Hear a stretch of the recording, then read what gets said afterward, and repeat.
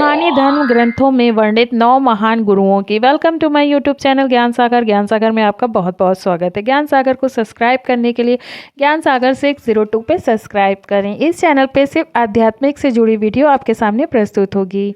हम आपको आज 9 महान गुरुओं के बारे में बताने जा रहे हैं जिनका धर्म ग्रंथों में और महाभारत या महान कार्यों में बहुत योगदान है। तो आइए जानते हैं Hindu stories of great masters in Hindu religion. सनातन धर्म में प्रारंभ से ही गुरुओं के सम्मान की परंपरा रही है। हमारे धर्म ग्रंथों में ऐसे अनेक गुरुओं का वर्णन मिलता है जिन्होंने गुरु शिष्य परंपरा को नई ऊंचाइयां प्रदान की हैं। गुरु का अर्थ है अंधकार से प्रकाश की ओर ले जाने वाला, यानी गुरु ही शिष्य को जीवन में सफलता के लिए उचित मार्गदर्शन करता है। आज हम आपको धर्म ग्रंथों में बताए गए महान 9 गुरुओं के बारे में बता रहे हैं। नंबर 1, भगवान शिव। भगवान शिव आदि व अनंत हैं, अर्थात ना तो कोई उनकी उत्पत्ति के बारे में जानता है और ना कोई अंत के बारे में, यानी शिव ही परम पिता परमेश्वर हैं। भगवान शिव ने अभी गुरु बनकर अपने शिष्यों को परम ज्ञान प्रदान किया है। अगर कहा जाए कि भगवान शिव सृष्टि के प्रथम गुरु हैं तो अतिशयोक्ति नहीं होगी। भगवान विष्णु के अवतार परशुराम को अस्त्र शिक्षा शिव ने ही दी थी। शिव के द्वारा दिए गए परशु से ही परशुराम ने अनेक बार धरती को क्षत्रिय विहीन कर दिया था। ब्रह्मावर्त पुराण के अनुसार नागों की बहन जरकारु के गुरु भी भगवान शिव ही हैं। शुक्राचार्य को दी मृत्यु संजीवनी विद्या। शिव ने दानवों के गुरु शुक्राचार्य को मृत्यु संजीवनी विद्या सिखाई थी। एक बार देवता ने दानवों पर में भीषण युद्ध हुआ। देवता जितने भी राक्षस का वध करते, शुक्राचार्य मृत्यु संजीवन विद्या से उन्हें पुनः जीवित कर देते। यह देख भगवान शिव ने शुक्राचार्य को निगल लिया तथा युद्ध समाप्त के बाद पुनः बाहर निकाल दिया। शिव के द्वारा पुनः उत्पन्न होने से ही माता पार्वती ने शुक्राचार्य को अपना पुत्र माना। देवगुरु बृहस्पति। देवताओं के गुरु बृहस्पति हैं। महाभारत के आदि पर्व के अनुसार बृहस्पति महर्षि अंगिरा के पुत्र हैं। यह अपने ज्ञान से देवताओं को उनका यज्ञ भाग या हवि प्राप्त कराते हैं। असुर एवं दैत्य यज्ञ के विघ्न डालकर देवताओं को छीण कर हराने का प्रयास करते रहते हैं। देवगुरु बृहस्पति रक्षोद्र मंत्रों का प्रयोग कर देवताओं का पोषण एवं रक्षण करते हैं तथा दैत्य से देवताओं की रक्षा करते हैं। बृहस्पति ने सची को बताया था कि एक उपाय धर्म ग्रंथों के अनुसार एक बार देवराज इंद्र किसी कारणवश स्वर्ग छोड़कर चले गए। उनके स्थान पर राजा नहुष को स्वर्ग का अधिपत्य सौंपा गया। स्वर्ग का अधिपति बनते ही नहुष के मन में पाप आ गया और उसने इंद्र की पत्नी सची पर भी अधिकार करना चाहा। यह बात सची ने देवगुरु बृहस्पति को बताई। देवगुरु बृहस्पति ने सची से कहा कि तुम नहुष से कहना कि यदि वह सप्त ऋषियों द्वारा उठाई गई पालकी में बैठकर आएगा तभी तुम उसे अपना स्वामी मानोगी। सची ने यह बात नहुष से कह दी। नहुष ने ऐसा ही किया। सप्त ऋषि जब पालकी उठाकर चल रहे थे तभी नहुष ने एक ऋषि को लात मार दी। क्रोधित होकर अगस्त्य ऋषि ने उसे उसी समय स्वर्ग से गिरने का शाप दे दिया। इस प्रकार देवगुरु बृहस्पति की सलाह से सची का पतिव्रत धर्म बना रहा। शुक्राचार्य दैत्यों के गुरु हैं। ये भृगु ऋषि द्वारा हिरण्यकश्यप के पुत्री दिव्या के पुत्र है। इनका जन्म का नाम शुक्र उशनस है। इन्हें भगवान शिव ने मृत्यु संजीवन विद्या का ज्ञान दिया था, जिसके बल पर यह मृत्यु दैत्यों को पुनः जीवित कर देते हैं। भगवान वामन ने फोड़ी थी एक आँख। ग्रंथों के अनुसार भगवान विष्णु वेमान नावतार में जब राजा बलि से 3 यज्ञ भूमि मांगी तब शुक्राचार्य सूक्ष्म रूप में बलि के कमंडल में जाकर बैठ गए, जिससे कि पानी बाहर न आए और बलि भूमि दान का संकल्प न कर सके। तब वामन भगवान ने बलि के कमंडल में एक तिनका, जिसके शुक्राचार्य की आंख फूट गई थी, इसलिए उन्हें एकाक्ष यानी एक आंख वाली भी कहा जाता है। परशुराम महान योद्धा व गुरु थे। ये जन्म से ब्राह्मण थे, लेकिन इनका स्वभाव क्षत्रिय जैसा था। धर्म ग्रंथों के अनुसार ये भगवान विष्णु के अंशावतार थे। इन्होंने भगवान शिव से अस्त्र शस्त्र की शिक्षा प्राप्त की थी। इनके पिता का नाम जमदग्नि था, माता का नाम रेणुका था। उनके माता पिता की हत्या का बदला लेने के लिए इन्होंने अनेक बार धरती को क्षत्रिय विहीन कर दिया था। भीष्माचार्य के कर्ण इनके यहाँ शिष्य थे। कर्ण को दिया था शाप। महाभारत के अनुसार कर्ण परशुराम का शिष्य था। कर्ण के परशुराम को अपना परिचय एक सूतपुत्र के रूप में दिया था। एक बार जब परशुराम कर्ण की गोद में सिर रखकर सो रहे थे तो उसी समय कर्ण को एक भयंकर कीड़े ने काट लिया। गुरु की नींद में विघ्न न आए तो यह सोच के कर्ण दर्द सहते रहे, लेकिन उन्होंने परशुराम की नींद से नहीं उठाया। नींद से उठने के पर जब परशुराम ने यह देखा तो समझ गए कि कर्ण सूत पुत्र बल्कि क्षत्रिय है। तब क्रोधित होकर परशुराम ने कर्ण को शाप दिया कि मेरी सिखाई हुई शस्त्र विद्या जब तुम्हें सबसे अधिक आवश्यकता होगी उस समय तुम विद्या भूल जाओगे। इस प्रकार परशुराम के शाप के कारण ही कर्ण की मृत्यु हो गई।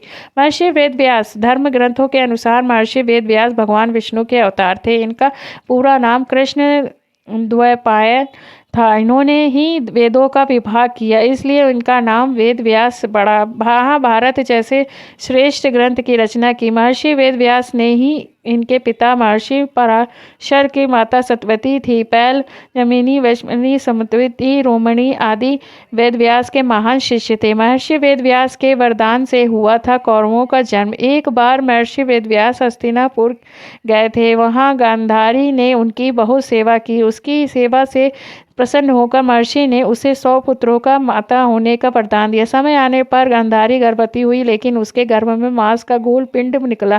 गांधारी उसे नष्ट करना चाहती थी। यह बात वेदव्यास जी ने जान ली और गांधारी ने उसे 100 कुंडों को निर्माण करवाए और उसे घी से भरकर इसके बाद महर्षि वेदव्यास ने उस पिंड को 100 टुकड़े कर उन्हें अलग अलग कुंडों में डाल दिया। कुछ समय बाद उन कुंडों में से गांधारी के 100 पुत्र उत्पन्न हुए। वशिष्ठ ऋषि। वशिष्ठ ऋषि सूर्यवंश के कुल गुरु थे। इन्हीं के परामर्श पर राजा दशरथ ने पुत्र यज्ञ किया था, जिसके फलस्वरूप श्री राम, लक्ष्मण, भरत, शत्रुघ्न का जन्म हुआ। भगवान राम ने सारी वेदांगों की शिक्षा वशिष्ठ ऋषि से ही प्राप्त की थी। श्री राम के वनवास से लौटने के बाद इन्हीं के द्वारा उनका राज्य अभिषेक हुआ। राम राज्य की स्थापना संभव हो सकी। इन्होंने वशिष्ठ पुराण, वशिष्ठ श्रद्धा कल्प, विशिष्ट शिक्षा आदि ग्रंथों में रचना भी की है। ब्रह्मतेज के हराया था। विश्वामित्र को एक बार राजा विश्वामित्र को शिकार खेलते खेलते बहुत दूर निकल आए। थोड़ी देर आराम करने के लिए वे ऋषि वशिष्ठ के आश्रम में रुक गए। यहाँ उन्होंने कामधेनु नंदिनी को देखा। नंदिनी गाय को देख विश्वामित्र ने वशिष्ठ से कहा, यह गाय मुझे दे दीजिए, इसके बदले आप मुझे चाहे तो मुझसे कुछ भी मांग सकते हैं। लेकिन ऋषि वशिष्ठ ने ऐसा करने से मना कर दिया। तब राजा विश्वामित्र नंदिनी को बलपूर्वक अपने साथ ले जाने लगे। तब ऋषि वशिष्ठ ने के कहने पर नंदिनी ने क्रोधित होकर विश्वामित्र सहित उनकी पूरी सेना को भगा दिया। ऋषि वशिष्ठ का तेज देखकर विश्वामित्र को बड़ा आश्चर्य हुआ और उन्होंने भी अपना राज्य त्याग दिया, तप करने लगे। गुरु सांदीपनी। महर्षि संदीपनी भगवान श्री कृष्ण के गुरु थे। श्री कृष्ण के बलराम इनसे शिक्षा प्राप्त करने मथुरा से आए थे। संदीपनी ने ही भगवान श्री कृष्ण को 64 कलाओं की शिक्षा दी थी। श्री कृष्ण ने ये कलाएं 64 दिन में सीख ली थी। मध्य प्रदेश उज्जैन शहर में आज भी गुरु संदीपनी का आश्रम स्थित है। गुरु दक्षिणा के श्री कृष्ण से मांगे थे अपने पुत्र। मथुरा से कंस वध के बाद भगवान कृष्ण को वसुदेव और देवकी ने शिक्षा ग्रहण करने के लिए अवंतिका नगरी में गुरु संदीपनी के पास भेजा। शिक्षा ग्रहण करने के बाद जब दक्षिणा की बात आई तो ऋषि संदीपनी ने कृष्ण से कहा कि तुमसे क्या मांगूं?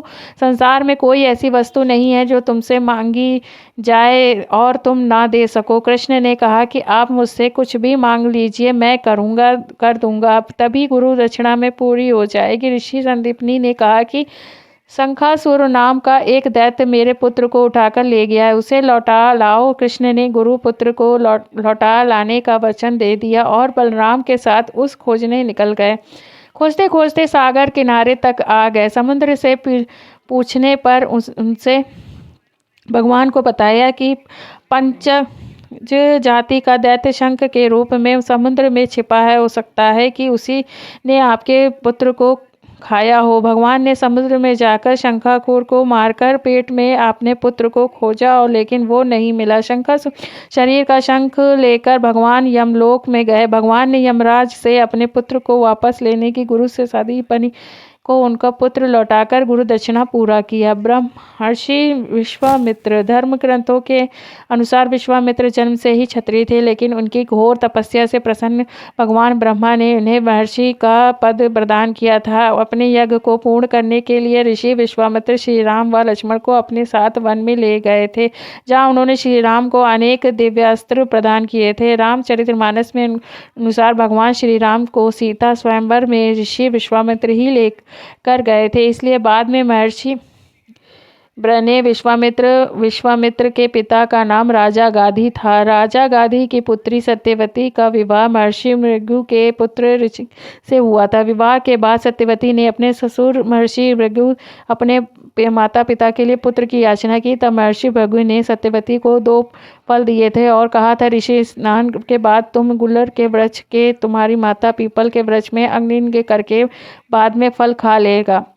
किंतु सत्यवती ने उनकी माँ के भूलवश इस काम में गलती कर दी। यह बात महर्षि भृगु को पता चल गई। तब उन्होंने सत्यवती से कहा कि तूने गलत वृक्ष की अग्नि में किया है, इसलिए तेरा पुत्र ब्राह्मण होने पर भी क्षत्रिय गुणों वाला रहेगा, तेरा माता पिता क्षत्रिय होने पर भी ब्राह्मणों की तरह आचरण करेगा। यही कारण था कि क्षत्रिय होने के बाद भी विश्वामित्र ने ब्राह्मण पद प्राप्त किया। द्रोणाचार्य महान धनुर्धर थे। उन्होंने ही कौरव व पांडवों को अस्त्र शस्त्र की शिक्षा दी थी। महाभारत के अनुसार द्रोणाचार्य के देवगुरु बृहस्पति के अंशावतार थे। उनके पिता का नाम महर्षि भरद्वाज था। द्रोणाचार्य का विवाह शरद्वान की पुत्री कृपि से हुआ था। उनके पुत्र का महान अश्वत्थामा था। महान धनुर्धर अर्जुन इनका प्रिय शिष्य था। अर्जुन को दिया था वरदान। एक बार गुरु द्रोणाचार्य नदी में स्नान कर रहे थे। उसी समय उन्हें एक मगर ने पकड़ लिया। वे सहायता के लिए अपने शिष्यों को पुकारने लगे। वहाँ दुर्योधन, युधिष्ठिर, भीम, दुशासन यदि सभी शिष्य, लेकिन गुरु को विपत्ति से देख को डर गए। तब अर्जुन ने अपनी उस मगर अंत में तीव्रता दिखाकर द्रोणाचार्य को सर्वश्रेष्ठ धनुर्धर होने का वरदान दिया। धन्यवाद।